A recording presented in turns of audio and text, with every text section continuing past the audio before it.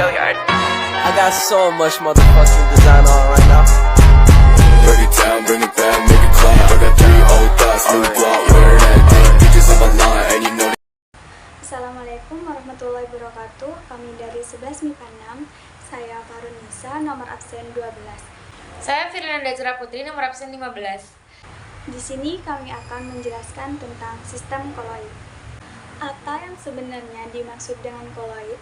Pada jenjang sebelumnya, teman-teman tentunya sudah mempelajari jenis-jenis campuran yang dibagi menjadi campuran homogen dan heterogen.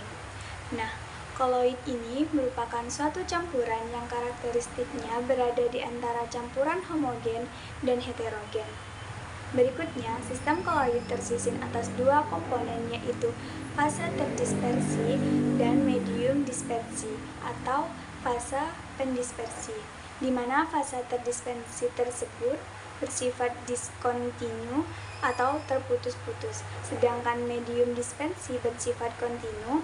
Fase terdispersinya adalah susu, sedangkan medium dispersinya adalah air. Nah, koloid dapat dikelompokkan berdasarkan dua kategori, yaitu berdasarkan fase terdispersi dan medium dispersinya, serta berdasarkan tingkat kestabilannya. Nah, kita bahas dulu yang pertama, yaitu pengelompokan koloid berdasarkan fase terdispersi dan medium dispersinya. Video sebelumnya, kita sudah mempelajari bahwa koloid tersusun dari fase terdispersi dan medium dispersinya.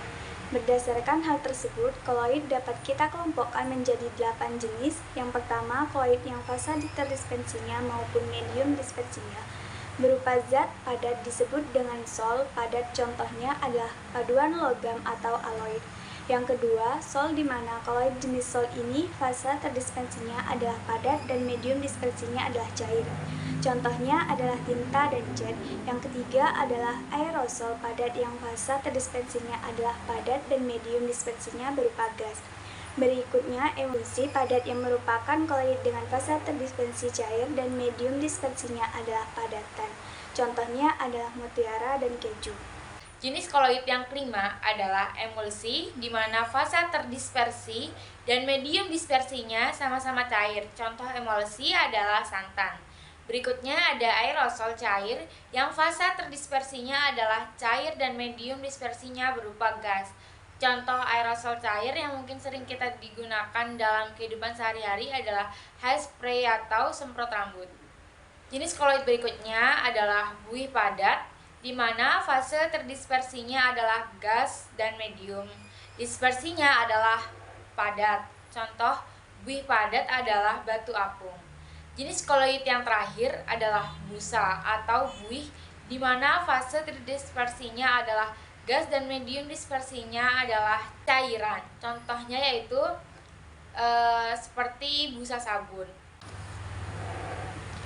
Berdasarkan tingkat kestabilan koloid, dapat kita golongkan menjadi dua macam, yaitu koloid liofob dan liofil. Nah, liofob sendiri berasal dari bahasa Latin yang artinya menolak pelarut. Sedangkan liofil berarti menyukai pelarut. Berikutnya, koloid liofil adalah jenis koloid yang fase terdispersinya suka menarik medium pendispersinya. Hal ini disebabkan karena gaya tarik antar partikel-partikel terdispersi dengan medium pendispersinya kuat. Contoh dari koloid liofil ini adalah sabun deterjen, agar-agar, dan gelatin. Adapun koloid liofob adalah sistem koloid yang fase terdispersinya tidak suka menarik medium pendispersinya. Contohnya adalah sel belerang, sel-sel sulfida, dan sel-sel logam. Selanjutnya, jika medium pendispersi dalam koloid adalah air, maka kita menggunakan istilah hidrofob dan hidrofil sebagai pengganti leukope dan liofil.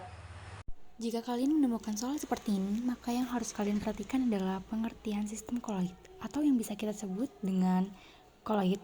Koloid memiliki partikel yang lebih besar dibandingkan dengan larutan sejati, serta memiliki sistem dispersi atau sistem penyebaran partikel.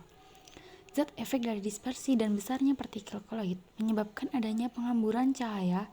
Apabila koloid disinari dengan cahaya, efek penghamburan sinar ini bisa disebut dengan efek Tyndall karena efek ini ditemukan pertama kali oleh fisikawan Inggris bernama John, sehingga kita bisa memilih B sebagai jawaban yang tepat.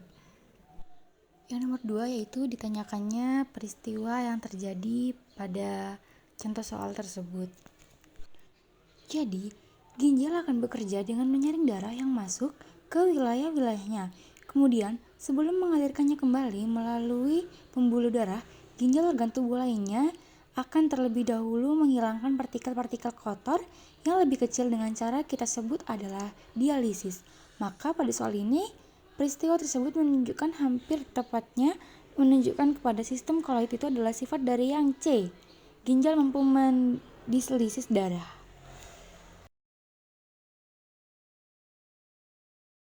Di sini ada soal mengenai asap. Asap adalah sistem koloid dan kita dapat mengetahui bahwa asap merupakan sistem dispersi koloid yang terjadi antara medium pendispersi gas dan molekul terdispersi padat. Sehingga dapat disimpulkan bahwa asap merupakan koloid padat dalam gas atau aerosol padat. Nah, konferensinya kita dapat mengetahui jawaban yang tepat adalah asap sistem koloid dari koloid padat dalam gas. Jadi, itulah jawabannya.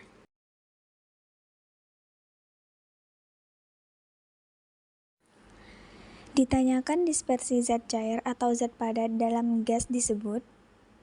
Nah, sekarang kita coba deskripsikan masing-masing opsi. Untuk yang opsi A, Sol. Sol merupakan dispersi zat padat pada medium pendispersi padat atau cair. Jika medium pendispersinya padat, maka dia disebut dengan sol padat. Jika cair, maka dia disebut dengan sol cair. Jadi, pilihan jawaban yang tepat dispersi zat cair atau zat padat dalam gas disebut dengan aerosol. Bring it down,